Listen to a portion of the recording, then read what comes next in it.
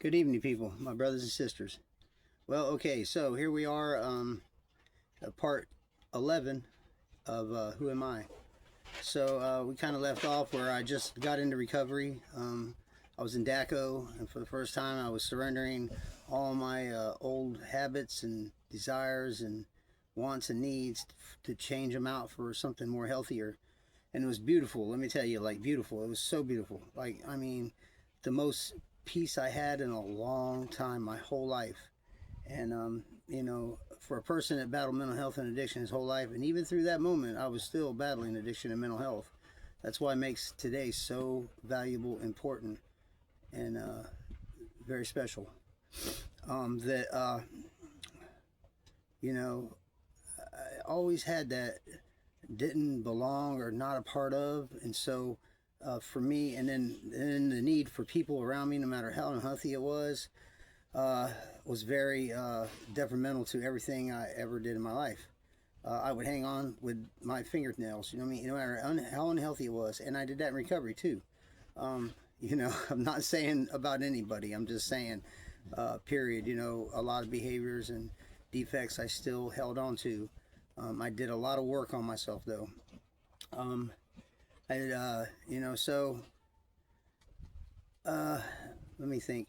Let me explain something. So after I was in DACO, and then like I said, all my friends were around me. That we were on the streets and we all were getting clean together. It was kind of an amazing time, in a sense, because you had all the boys from the hood, like for real, in there, and we're all like just doing our thing, man. And it was beautiful, man. Bobby and Casey and Matt, and it was just so many of them in there, man.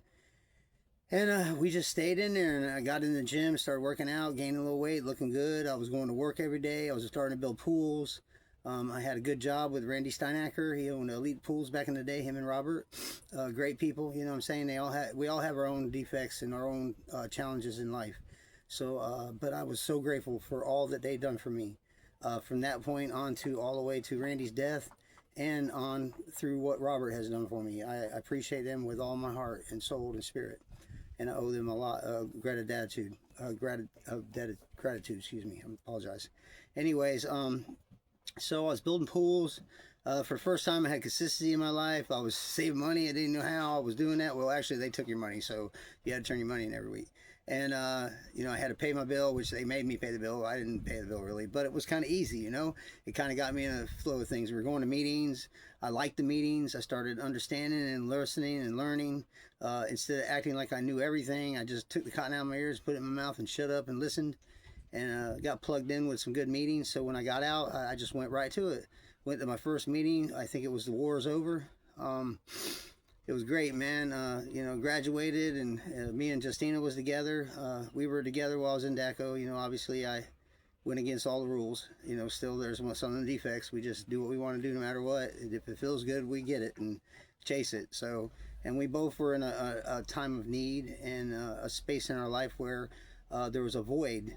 Mine was not as greatly deep as hers was. She was battling to get her kids back, and it was a trying moment for her. She was still on the streets, struggling with addiction, and trying to maintain, child service. You know how they are. They're the devil all the way around. But anyways, she was doing her thing, I was doing my thing, and she'd pick me up in the mornings and take me and my Bowie Patrick to the Elite, and pick us up and bring us home. She had a car that didn't have reverse, so I used to have to push it back, but also I was big, you know what I mean, so I had good strength. I'd push it back in reverse. Also reverse, I used to say vroom vroom, you know what I mean. Anyways, it was a beautiful time in my life, and I wish I would have appreciated it. I'm not going to go real far because I already burned a bunch of time, but I just wanted to be specific about the things, like the people I met in the meetings. My friend Josh, which was one of the greatest young men I've ever met in my life. He became a dear friend of mine, and we lost him to a drunk driver one night while he was going home. He got T-boned on a motorcycle, and he died in the hospital.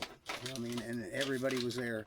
But I'll stop with that. I hate to stop with that because that was my brother. There's a lot of great moments with him that I'll never, ever let go.